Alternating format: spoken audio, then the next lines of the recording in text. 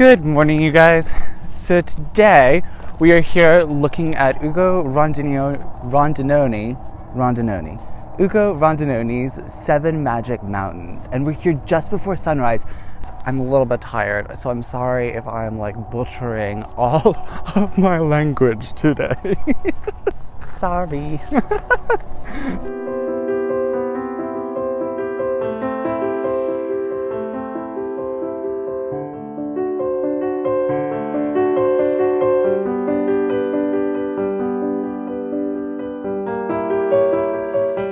7 Magic Mountains is found about 7 miles south of Sloan, and there's a teeny tiny truck stop that way, and I would guess it's at least 4 miles.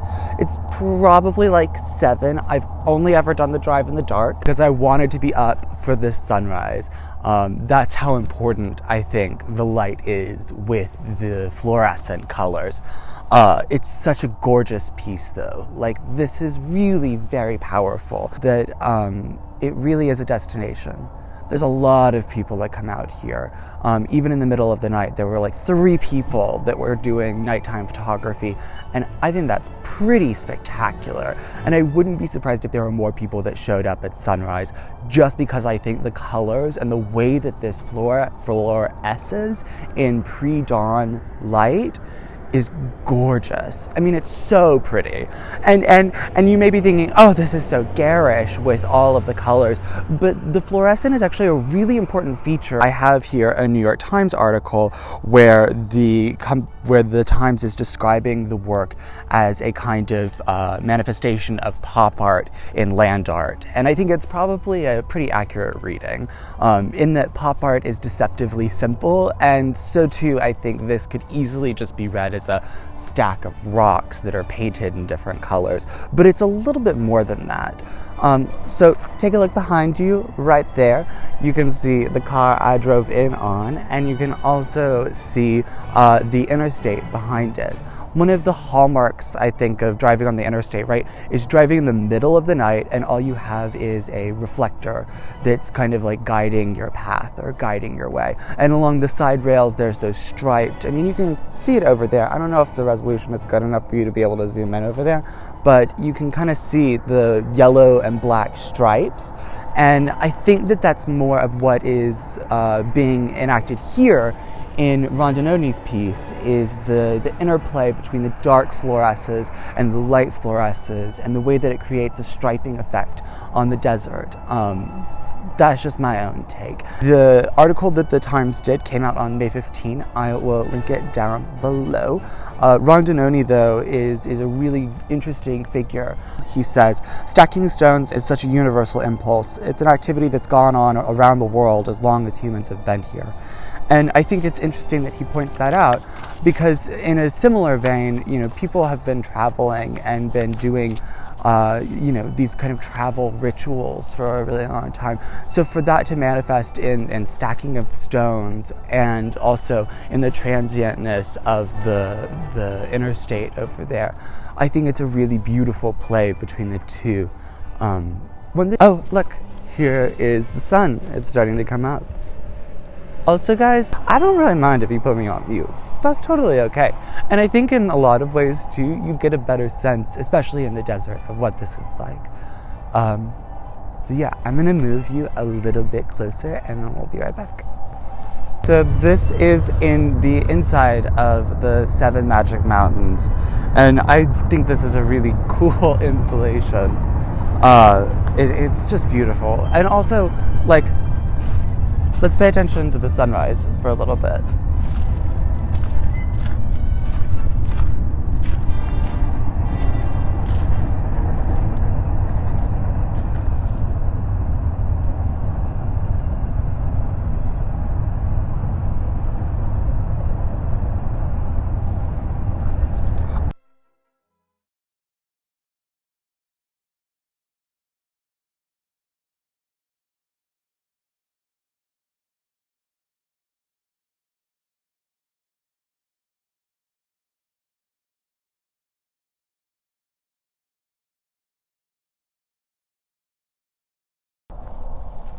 I love that whenever you look up at the top of some of these, you kind of see little pebbles that people have placed up there. Ah, it's so pretty whenever it just barely breaks over the top of the mountains. And here we are looking at these. You know, one of the really unfortunate things I think about the way this work has been reproduced is that there have been giant drones that like capture it from above, which I'm sure is a really cool videographer trick, but I don't think that it actually serves the purpose of the ritual, of what's going on here. You know, of looking at these statues as kind of like mile markers in some ways. And if you don't buy that it's a mile marker for the interstate, then maybe you could buy that it's like the pre-contact Native American burials where they would stack rocks on top of tombs. Or maybe you could also imagine it as like little bits of sand in an hourglass. What would you guys imagine these to be? Let me know. So big. I mean, I am 5'8". This is probably 5'6". And I bet this one is 5'8" exactly. You guys let me know what you think. Yeah, this is like taller than me, so this is probably 6 foot. And I know scale is a really hard thing to capture. And one of the things that I think is really important to remember is that while you are a part of these works just by being on the earth, just by occupying space with the land, the perspective can be difficult to wrap your head around, you know, even though you're a part of it. And I think that that's wise because of our closeness to these objects. So I want to do a little experiment with you. And I cannot wait to look at this too because I'm kind of involved with this experiment. I am not entirely sure what it's going to look like, but I think it's going to look pretty interesting. So remember what you look like here. If you are watching through 360 video goggles, take yourself out of the chair and stand up. Look around.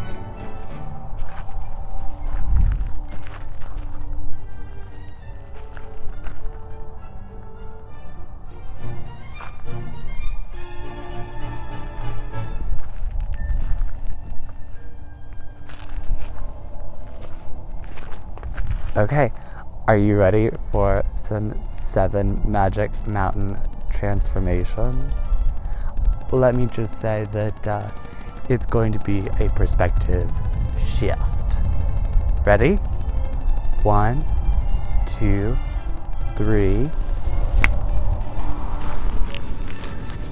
And so this is what it looks like if you were really small. Like, what if those, instead of being 6 feet, ended up being 20? Is this what it would still look like? I'm blocking the sun. I'm sorry, especially since you're so small. My ass seems even fatter.